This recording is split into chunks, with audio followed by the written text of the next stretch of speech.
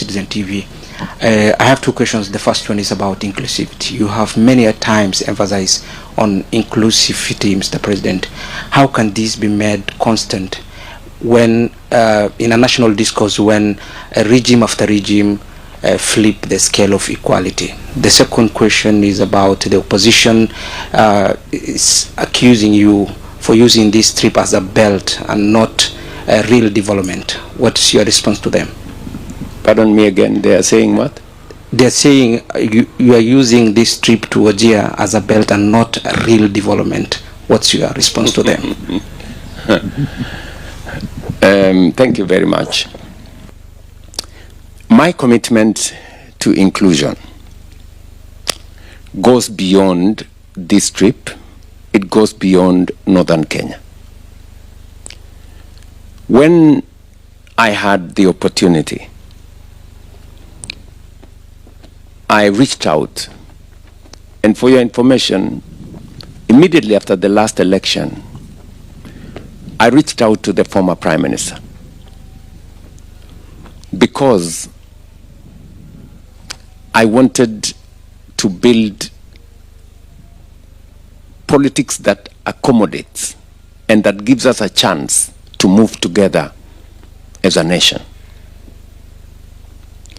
I reached out to the former president, and it was my intention also to make sure that we move together. And so when I talk about inclusivity, I am not talking in compartments. Today, we have a broad-based government. It may not have happened or been brought about by the best of circumstances, but I am very proud that today we have a broad-based government. One that creates the opportunity for more people to work together, to bring people together, to create a sense of belonging to different parts of Kenya, different communities, different people from different political persuasion. And it was deliberate for me to form the broad-based government. I was very deliberate about it. There were people who are opposed to the formation of the broad-based government because, you know, many people don't see things from the same point of view. Some people were very unhappy that, those who did not vote for us, people who are undeserving are now part of government. Some were complaining, how can the Minister for Finance come from a certain region, that kind of thing. It is that kind of mentality that we must dismantle. And I did some of these things deliberately, you know, to demonstrate to Kenya that any Kenyan from any part of our republic can serve in any capacity. I remember, for example, when I appointed the late General Ogola as the CDF. I mean, many people came and told me, you know, oh, you see, you're going to be overthrown, I don't know, blah, blah, blah. You know, some, you know, small talk that has completely no basis at all. Build on suspicion, build on prejudice against other people. I remember it was the same years back when, for the first time, President Moi appointed General Mohammed as CDF. Many people said then, how do you appoint somebody from the shifter community to be, you know? Those kind of prejudices are prejudices we must dismantle in Kenya. And that is what drives, those kind of prejudices drives exclusivity.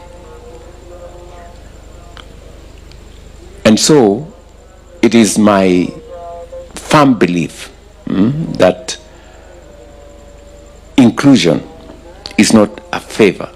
Inclusion makes us a stronger nation. It makes us, it creates synergy that then helps us to drive, the country forward.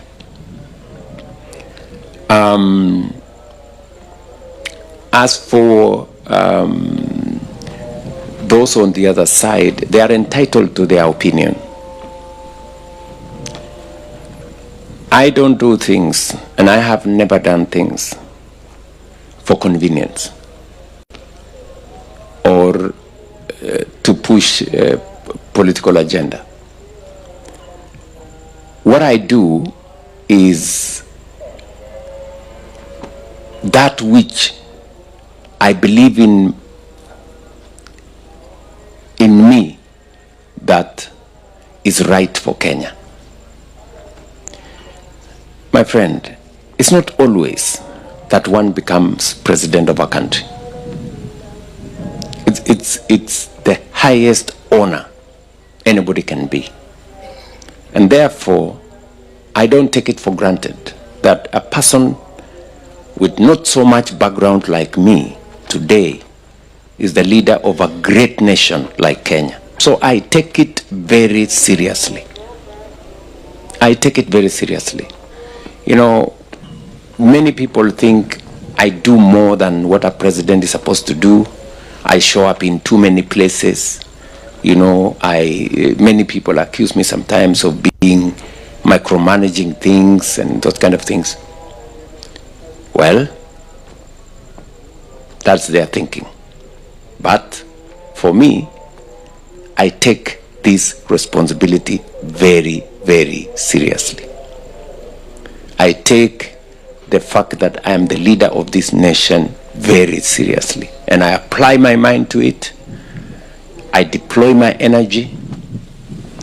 I do everything that I can to make sure that I move this country to the next level.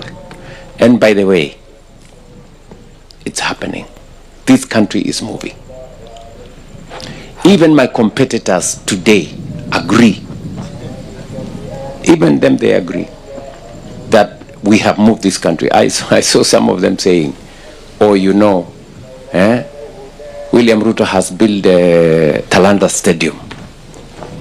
We don't want him, if we defeat him, we don't want him to hand over to us at Kasarani. We should go to Talanta. At least they appreciate that I built Talanta.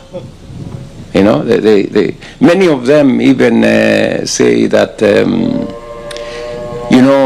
it doesn't matter. William Ruto has done everything. He has built this. He has built the stadia.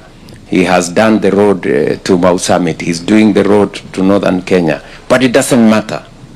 Even if he has done all that, we still want him out. You see, that's their thinking. But what they are admitting is that William Ruto has done something for this country. We have moved this country to the next level. And that to me is enough. It's satisfactory for me that Kenya has moved from where it was to where it is today.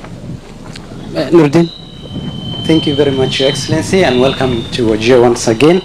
And I'll ask a set of questions here. Question number one, and question left hanging by my colleague and Situti, about the Kenya-Somali border. And Somalia is now a member of East Africa Community.